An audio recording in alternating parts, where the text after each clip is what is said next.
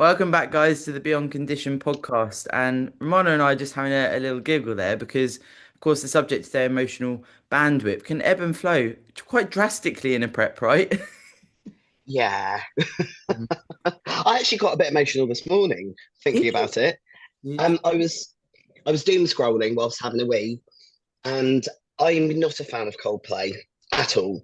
But their set from Glastonbury 2024 popped up on my feed, where they got Michael J. Fox on to Mm. play Fix You. So he's playing the guitar and he's got Parkinson's, quite advanced Parkinson's. And so my dad's got Parkinson's. And I don't know, it just gave me, I've got goosebumps even now talking about it. I just got some of the feels. And if of all the Coldplay songs, that's probably the least offensive to my ear holes. Mm. Is Yeah, it? got a little bit like, ooh, that hit. Yeah, it's relatability, isn't it? Like there's Mm, some things that actually funny you say that this morning. A very different topic, but we were basically speaking to a guy in the gym who's another PT, and he's very callous. He's very like, oh fucking cunts, and he's quite, you know. And when he was on holiday on day two, his son basically got caught underwater and essentially stopped breathing for 45 seconds. Anyway, long story short, he was like, do you know what? I've come back from that holiday and I don't need negativity. I don't need to be negative. I don't need to be a cunt. Like I'm always saying to my clients, work harder. Come on, just push. It doesn't matter what happens. And he was like, do you know what? I could have all the money in the bank. I could have rippling biceps and a six pack. But that moment where I saw my son, close to, well, essentially you're yeah. dead for a certain period of time, aren't you? He was like the context there. And I feel like for sure when we're talking about emotional bandwidth, I truly believe that if you've been through a lot in your life before bodybuilding, it can give you context to sometimes be a bit more realistic when it's a case of pushing into a diet, right? Like by a choice. Yeah, definitely. This is Dan and I talk about this quite a lot, the kind of resilience you have through life in Yeah. general.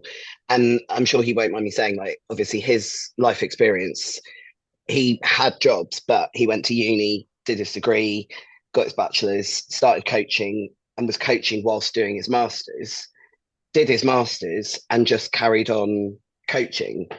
Whereas at the same age, oh, he's looking at me. Oh, you're correcting me. They can't hear you.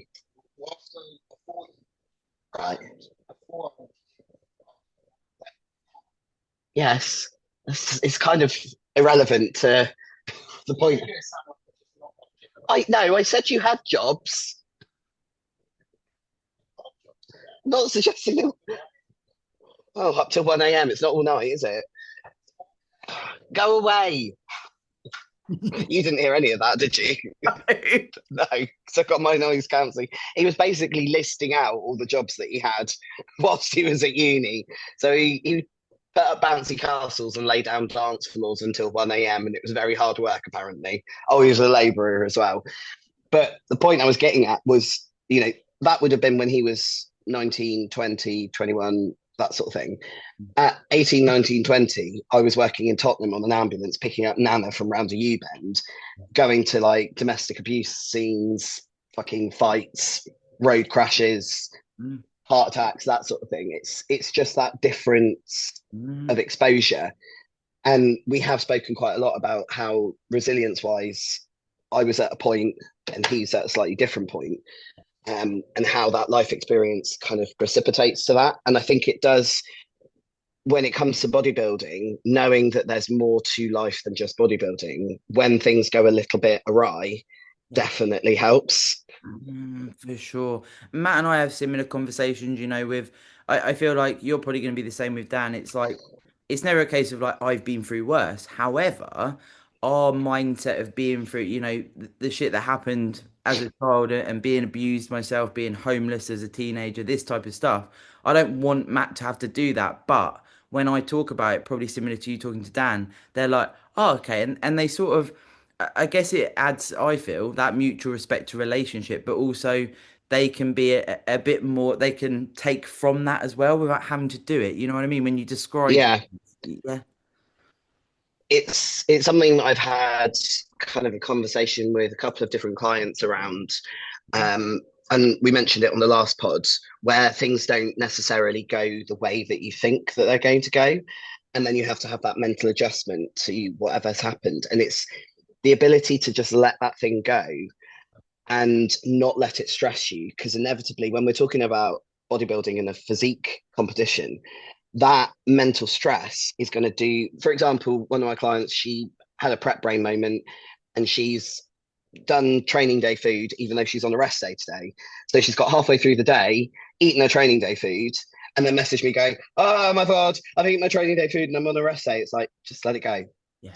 If you've already prepped your food, just let it go, because the stressing about that is going to be far more detrimental than eating the slightly, like, what is it, 200 extra calories, Yeah, yeah. which is going to look worse on your physique. Yeah, for sure. I feel like when we talk about the bandwidth emotionally as well, it's a really nice segue into, when we do over obsess, when we do become neurotic, we've all been there. It's a thing. It's Yeah, definitely a thing. I feel like and I don't want to say this flippantly because I've absolutely been in this space for fucking years and it crippled me. But it's like you're literally wasting your emotional bandwidth on being a better bodybuilder by, I'd check Tupperwares. I'd like, measure my stuff out, measure it out again, put it in, check the Tupperware. Is the Tupperware okay? It's fine.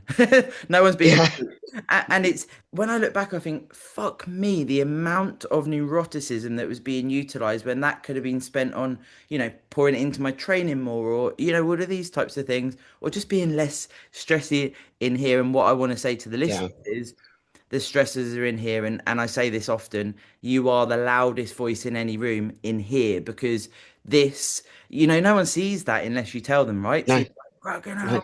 hell, unless you've got the relationship perhaps with a coach, which is something I try and forge with my clients. I'm sure you're the same, where you can talk about this shit. You're back. Oh, yeah, I got as far as my clients and then you froze. Yeah, so this is something I try and forge with my clients where if there's something like this, right? So maybe they come on their period and they're like, oh, I feel terrible here, my body's looking like this, etc. Or I had to miss a meal and have it later, or all of these things. We talk about it and then they're like, okay, cool, you've put my mind at ease, like, with your client today. Yeah, it's I used to really kind of obsess over it. Like if a meal time was out, or I don't know, little, it's just those little things, like I didn't actually get the pump that I thought I was going to get, or I don't know, I didn't get the reps that I got last week. And it is, you're just beating yourself up over essentially the small stuff. It's the consistency of doing the do over and over again, day after day. And yes, you're going to have good and bad days, but that's just life. And you have to somehow make your peace with not every day is going to be a fucking excellent day. And how do you adjust your bodybuilding mindset around that? Well, it is what it is. You've just got to keep trying to be consistent and keep showing up, and the results will show dividends. But if you're constantly stressing about the minutiae, you run the risk of not being able to leave the house. It does get like that, man. Like it is Mm. wild. And you often as well, you start to think, well, nobody understands me. Nobody understands. And again, adding stress. What I will say as well is for us, when we've been voice noting during mine obviously wasn't for a show, but the diet and your prep. Actually, sometimes as well, if you can find a confidant in the space and find someone that you can literally just do a voice note and be like, I've just chatted shit for 10 Yeah, minutes. I don't really know what I've said, but that's me in the diet today. That yeah. sometimes as well, and I reference this, it's like you're taking the thoughts out of the brain to a trusted person. That can help the emotional capacity as well, because it feels like, okay, I'm not going batshit crazy as well. It's that ability to kind of offload Yeah. remotely, Mm. and having that, like you say, confidant who they don't necessarily have to be listening at the same time you're talking. We're all busy people, and like phone calls or meeting up isn't always practical. But to have that space where you can just Yeah. even I've done it before, even where I've done a whole voice note to somebody and then I've just deleted it, either accidentally or on purpose. If it's too shockingly, like, it's the prep pauses where you're like, and you realize like 45 seconds has gone past where you're trying to remember what you're about to say. But like even if you just delete that message, it can have quite a cathartic effect For emotionally. Because it's like prep brain. You know, when you get into the sport, you understand it more and more, and people reference prep brain. Actually, Emily, who we gave a shout out to before, who loves these mini prep episodes, she was like, "I've just had prep brain," and it explained what, and she was like, "I don't know if that makes sense," and I was like, "For sure, I understand where you're at." Like, Yeah, it's not a thing, but again, that's the trusted confidants, isn't it? That understand. it's. I do wonder though. Like for me, prep brain is like the absence of thought, which especially with the acute PTSD symptoms, it was quite nice being on prep because I didn't have the energy towards the back end to be as inside my head as I had been earlier on in the prep. The anxiety was still there, but the constant inner monologue did quieten down a little bit. So it was just left with that the feeling rather than the thoughts. And I think that did help kind of break the cycle a little bit when I came out of prep again. That and therapy. But yeah, it's something about the weight of words and being able to articulate how you're feeling can be really, really helpful. Yeah, I actually, where you say that, when Matt was in the last push of, because he joined the diet partway through with me, in the last week, he was like, and I love you said that because I'll have to tell him, because he was like, I'm just devoid of emotion almost at this Yeah, point. And that was within, 9 weeks, but he did absolutely crank it towards the end. He was like, fuck it, I need to get body fat off. But he was like, and he said, pretty much similar to you there. He was like, I actually want to keep parts of this when food goes back in, but it hasn't stayed because it's when yeah. you're at that point, isn't it? You're like, On the one hand, having that emotional, oh yeah, there's a Dan. He "Hey." has got trousers on. They're just, well, he's got shorts on. They're just tight in case anyone's. Um, on the one hand, like the absence of emotion can feel quite relieving, but flipping that on its head, like coming second, what was it, 2 weeks ago? It's still, I mean, it hasn't helped by the fact I was ill straight after prep, but there's elements of that that still haven't really sunk in. And I don't know if any other competitor finds that, but when you're on stage and you're being, they were actually doing the placings and you're placing better than you thought you would, it's almost like, yeah, you don't get the negative emotions, but you don't get the happy ones either. For sure, for sure. Mm. I I did feel a bit excited before M Pro. I was like looking forward to it, which is quite a novel feeling. Most of the time, I don't really have any thoughts or feelings towards it. But because I knew the venue and I knew what the production was going to be like, I did get excited. But it was like fleeting. It was about 5 minutes in the taxi on the way back from athlete registration. I was like, I think I'm actually getting a bit excited about this now. bit of flutters. That's actually sprung to my mind when you do the quite a long season, you do the back-to-back shows. I'm sure I referenced this on a pod we did before where it's like when you, and I felt bad for this, and this is why I'm going to say it, when you do a longer season and you get to the end where you start to go, this is enough. Well, even if you get like your example, you got sick and it's like, this is we're done here. That sometimes can be coupled with feeling bad that, yeah, but I should love prep, I should be fine, I should be able to keep going. You can't sometimes. And I absolutely had feelings when that first happened where I was like, does this mean I don't love bodybuilding? I should be able to prep for, and it's like, you've done 13 months, Sarah. Stop being a fucking idiot. Like, The Olympia prep was that for me. yeah. It was like, I remember, again, it was as fucking hot as it is now. And doing doing the training course for the disability assessing role. And I just remember saying to Dan one evening, I was like, I'm just hating this right now. Yeah, yeah, But it's like it's the Olympia, so you've got to do it. But yes, it was 10 months on prep. It was just exhausting. sure. And it's not even like wanting to go and stuff my face and eat the world. All I wanted was to be able to choose what to eat rather than being told what to eat. For sure, for sure. Like this is what came in clutch on the holiday because absolutely I was mindful. I've got no urge to fuck it up. However, you can obviously accept more food in a reverse out and push and pull things and just that like.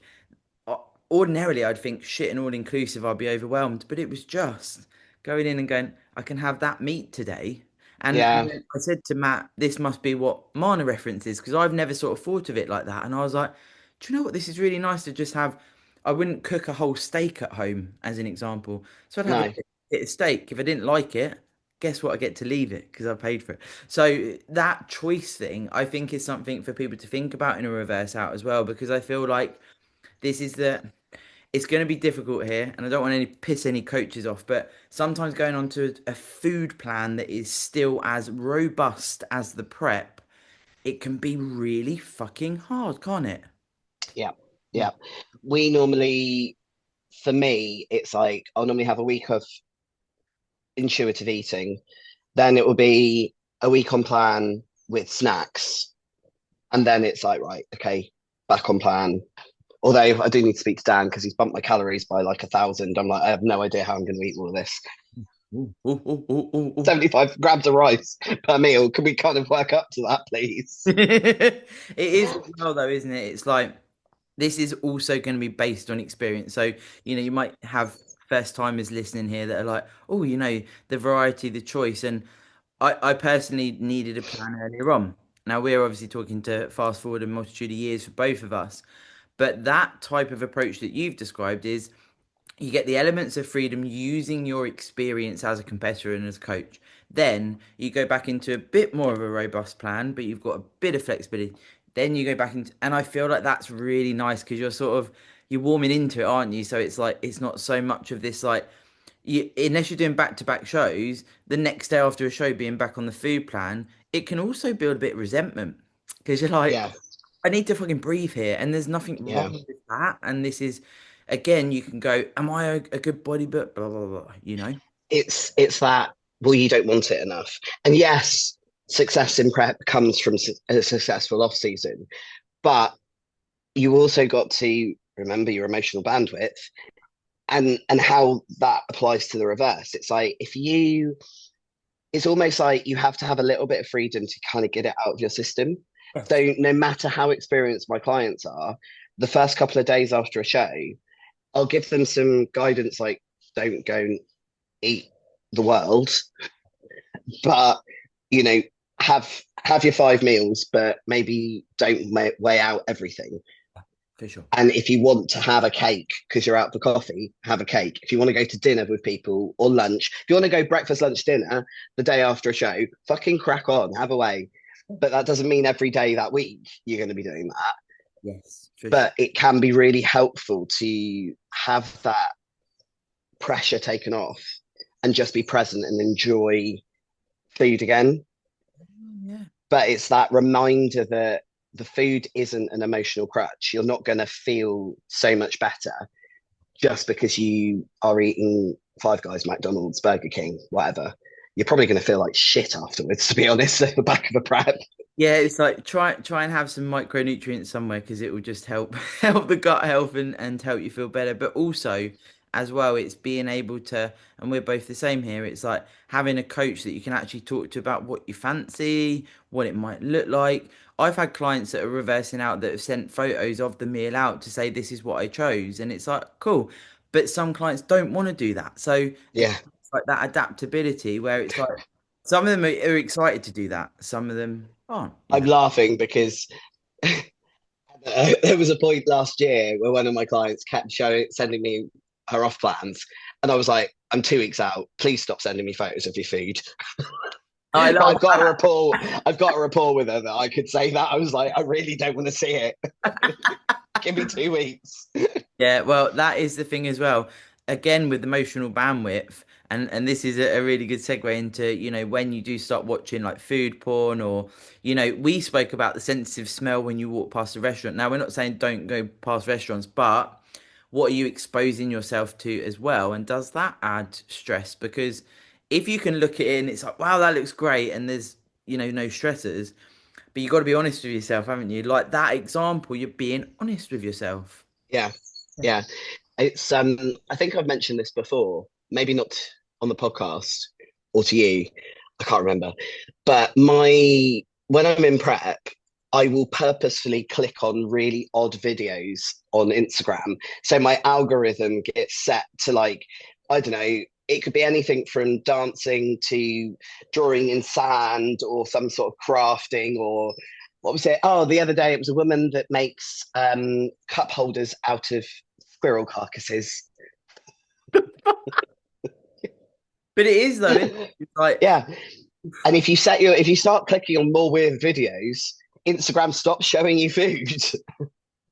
because you do like I mean early days I'd be doing my cardio and literally just fucking doom scrolling food stuff and also almost telling myself I want these things and driving this like wild obsession with wanting these things. But then sometimes when you get to it, and we've both had this, we've spoken about it, when you actually get to it, you're like, I don't even know what I want to eat. Like now I'm feeling overwhelmed and I'm allowed to eat what I want, but I don't know what the fuck to eat. I literally had to say that to Dan Saturday night. It was like, I know I don't want to sit in. I know we want to go out somewhere, but I cannot decide what I want to eat. So you crack on, and he chased on my shit. I know you had the shit carbonara, and they fucked up. Fucking You awful. were gonna have an alcoholic beverage, and they fucked even that up. Like, how do you fuck that up? It was like a passion fruit Bellini, but I think it just was more like a mimosa because it did not taste of Hmm. passion fruit. I think they literally, or Bucks Fizz, sorry, I should say, rather than mimosa. It wasn't that complicated. It was literally like they just poured something orange into the prosecco, ruined the fizz, and made it really acidic. Thanks, guys. Now, Yeah, when we my spoke, first drink of 2025, and it was shit. yeah, for sure, I get really scared about like I'm like, oh god, I'm gonna have to stick to what I have every time, Disaronno and Diet Coke, because I'm scared if they fuck it up, what am I gonna like it? When we spoke over voice note, you were saying about essentially, how would I put this? Because we want to put this in the right way. When you do get into a prep and, people report news to you that might be of a fairly tragic, Yes. or something in their life, or, consequently, if it's someone in your life, it's sort of by proxy in your life as well. But I feel like sometimes people can come to you with something that is quite extreme in their world at that time. And actually, and I'm guilty of this, you can be like, well, because you're tested in the prep, right? You're running a huge deficit for an elongated period of time. I don't mind talking about the specifics of this situation. So basically, my mum has a gentleman friend who's in his 80s. She's mid 70s herself. So that's why he's a gentleman friend. I love that. And he's got quite a lot of comorbidities, so quite a lot of health problems. And she messaged me, it was the it was the Wednesday after Empro when I wasn't feeling well either. Although food was increased, sleep wasn't good. I'm still low body fat, so hormonally still not in a very stable place. And she sent me this long message going on about how he's been unwell and he's got to be in hospital and all this thing. And it was like, it sounds awful, but I just didn't care. It is though, isn't it? And on top of there was the layer of I actually don't really care. And then there was the oh fuck, if something does happen to him, how am I going to emotionally support my mum through this situation? Like, I mean, she lives 6 hours away to start off with, so that makes life tricky. But it's like I don't feel I have the reserves to give to her Mhm. if this was to go terribly wrong. I don't know how. Oh, they're there. I'm sorry. Yeah, it is like that though, isn't it? It's a And weird. it sounds awful because it's somebody's health and it's somebody that I'm related to who cares about somebody else, and it's quite a guilt-ridden place to be because it's like you feel guilty for not giving a fuck to start off with, then you feel guilty about not having the emotional reserves to give to the person that you care about or you're related to, or whatever. And you then sort of left with, am I a bad person because this hasn't triggered an emotional response? And prep 2021, I remember going to a funeral of a really close family friend, and I didn't cry. Like, and I felt awful for that as well. Yeah. It's weird. But then again, flying back from the Olympia, I was watching. Oh, what's it called? It's about a woman that swam from Cuba to Florida. Okay. Can't remember what it's called. Really, really good film. And it was she was in her 60s when she did it as well. So she'd attempted it when she was younger, and she turned six and failed. Turned 60 and was like, "I'm going to do this." And I think it took 5 attempts or something like that. But I actually shed a little tear watching the end of that documentary. Just so things like that can trigger emotion. But my mum's gentleman friend, I really didn't. Yeah, makes me sound awful. But it does get like that. Like again, I feel like there's a level of being honest about it and just being able to go, you know what, this is where I'm at. But also it's like, you know, when we look at this, and this would be useful to talk about in relationships. So, you know, you and Dan or Yeah. friends or whatever relationship that is, we've spoken about this before. Unless you're an absolute dickhead to your partner or your friends, I don't believe you need to sort of say sorry, as it were. But Mm, of course, this comes with being able to communicate with your partner. Now, you're lucky to a certain degree, but obviously he knows how you're going to feel, so you don't need to explain it if it was yeah. a partner outside of bodybuilding. But sometimes communicating how you feel is important, and just saying, I don't want to fucking do small talk. I don't want to do X. I don't want to go out, whatever. Owning it. I um I go very quiet in prep and very monotone.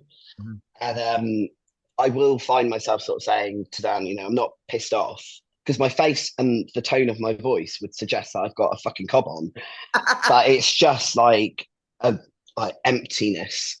And again, another client, I voice messaged them, and I can't remember what it was about, but I remember starting with a message saying, "This is probably going to sound really sarcastic. I don't mean it to. It's just how my voice goes when I'm this fucked from prep." And it was some. I wish I could remember what it was because it was hard to not say it without sounding sarcastic at the best of times, let alone in prep. But it's that I literally am just like, yeah, whatever. I Yeah. can sound really moody, but I'm actually not.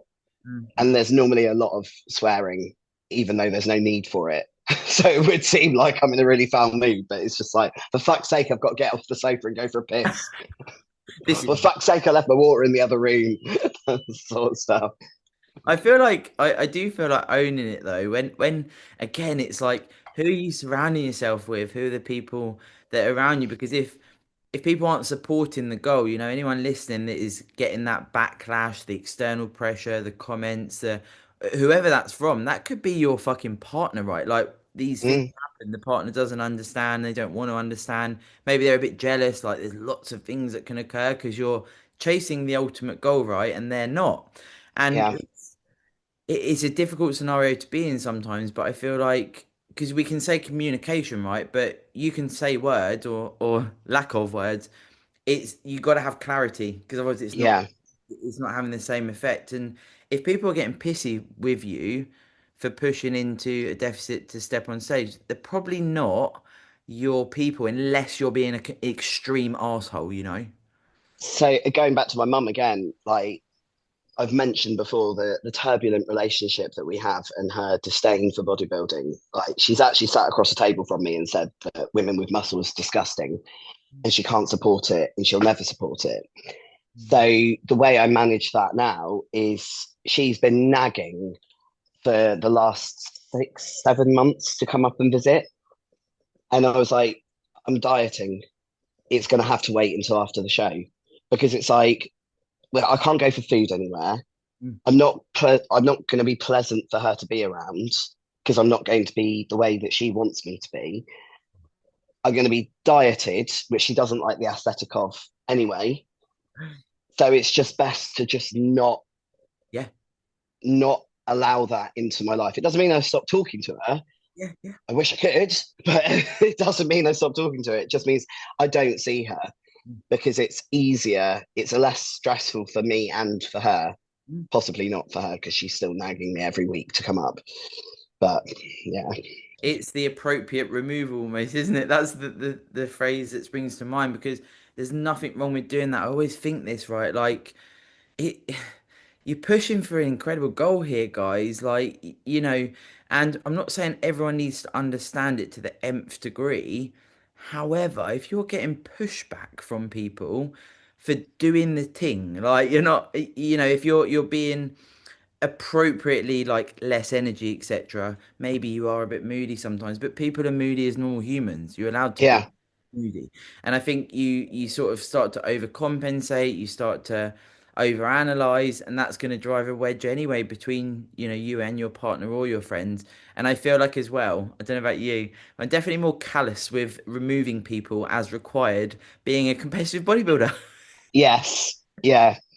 Yeah, there's a lot of projection out there of others' insecurities. And I think being a bodybuilder can be quite triggering for other people because the discipline, the dedication, the aesthetic that comes as a result of that is the aesthetic is appealing, but they know they don't have the motivation and the dedication to achieve that, like too much of this kind of thing.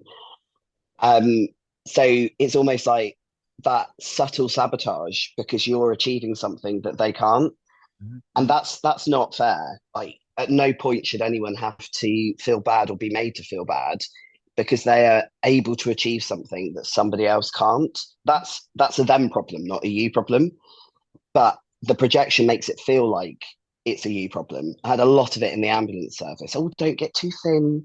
Oh, oh no, I don't like it when you're too thick. Well, I don't really like you, but I keep that opinion to myself. Like inside voice.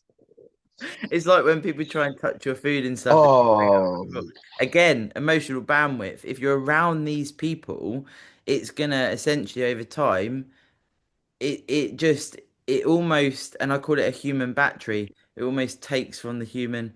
Then, if you're wasting fucking energies on these people, obviously it's in a work scenario that's different, but if you're socializing with these people, that could take away from your relationship with your partner or your actual yeah, friends just because you're being a yes man. And I know it's not easy, guys. Like if you're listening, we're not saying, oh, you can just remove people, simple as that. But like your example with your mum, it's like, can you look to work out how to do this? I had an Olympian on before on a podcast, and she was saying if she meets a friend who's an outside of bodybuilding friend, she says we'll meet for coffee for 30 minutes, and she literally will leave after 30 minutes. I was like, bloody hell.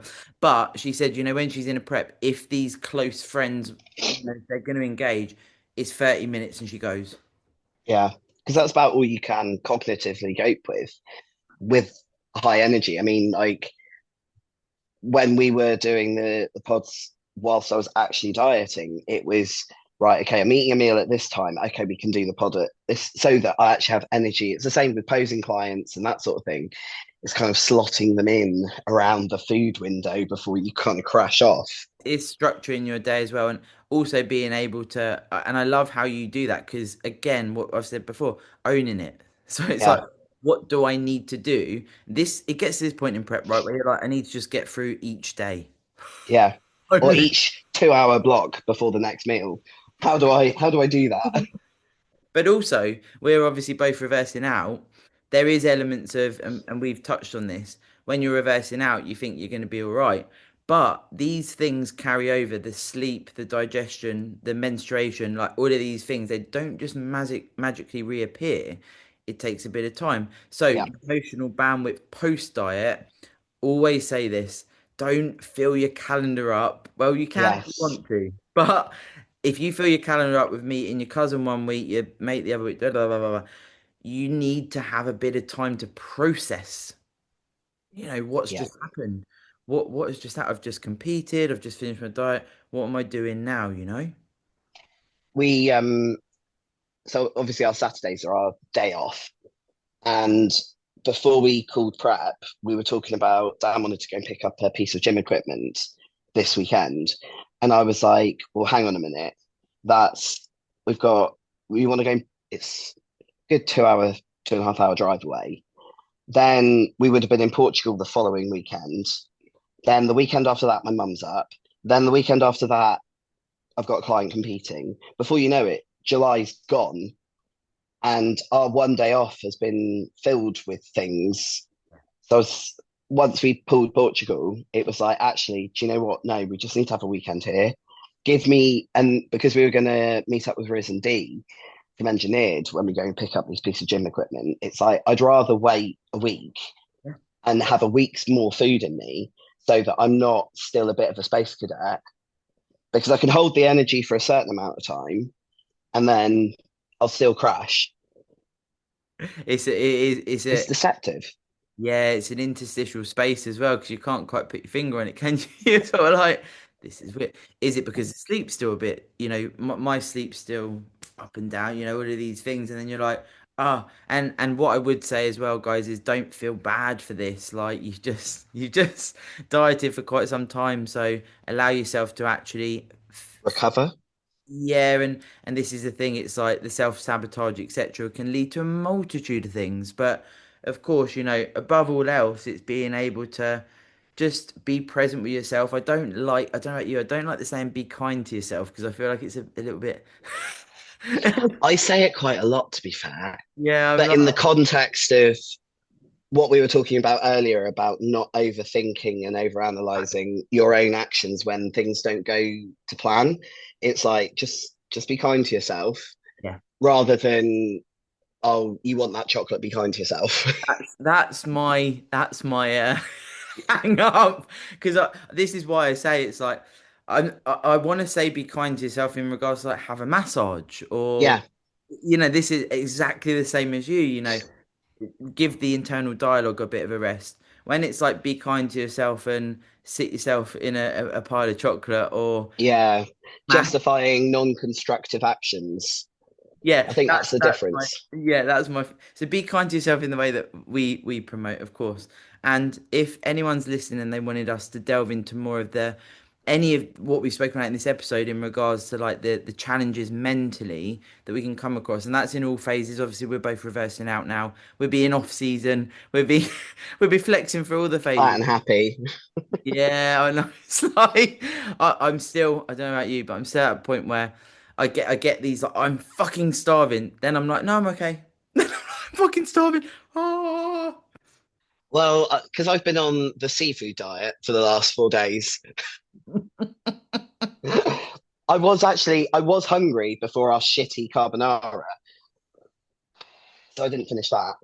But Mm. yeah, no, I think and where Dan's bumped my calories so much, I think hunger will escape me for a little while longer still. Yeah. So So long as it, keep an eye on Mana's Instagram for the check-ins because she's going in now. So, uh, I need to get this the stomach issues under control before I'm supposed to check in. My God. sure, for sure. Now, what are we going to talk about on the next one? Obviously, we've banked some now. We're going to have a think of. Yeah. Good. And this is where, guys, if you've got things you want us to discuss, because we're absolutely open for pretty much anything. Yeah. Yeah, totally. Send it. I'm trying to rack my brains. I'm sure something will come up. Oh, we did say as well, sleep. We could talk about. Yes.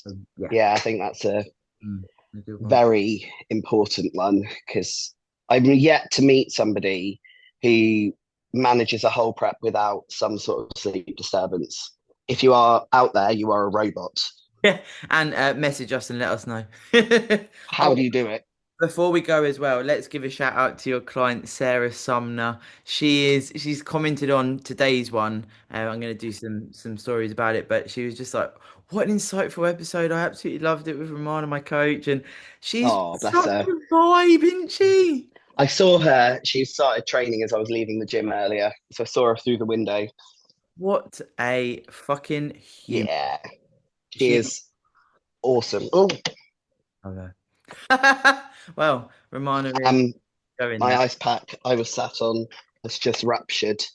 Oh, well, that's good timing. Yeah, all over my office chair. Kiss yourself.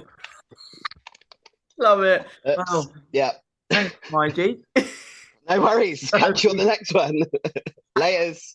Bye. Bye.